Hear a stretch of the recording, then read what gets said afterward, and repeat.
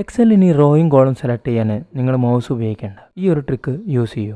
നമുക്ക് ആവശ്യമുള്ള കോളത്തിൽ ഏതെങ്കിലും സെല്ലിലേക്ക് നമ്മുടെ സെലക്ഷൻ എത്തിക്കുക, അല്ലെങ്കിൽ മൗസ് കൊണ്ട് ക്ലിക്ക് ചെയ്യുക. എന്നിട്ട് കൺട്രോൾ സ്പേസ് അമർത്തുക. അപ്പം നമുക്ക് ആ കോളം മൊത്തമായിട്ട് സെലക്ട് ആയതായിട്ട് കാണാം. അതായത് കൺട്രോൾ സ്പേസ് നോക്കിയാൽ കോളം മൊത്തം സെലക്ട് ആവും. ഇനി അതുപോലെ നമുക്ക് ആവശ്യമുള്ള റോയിലെ ഏതെങ്കിലും സെല്ല് സെലക്ട് ചെയ്യാം. കീബോർഡ് ഉപയോഗിച്ചിട്ട് സെലക്ട് ചെയ്യാം, അല്ലെങ്കിൽ മൗസ് ക്ലിക്ക് ചെയ്യാം.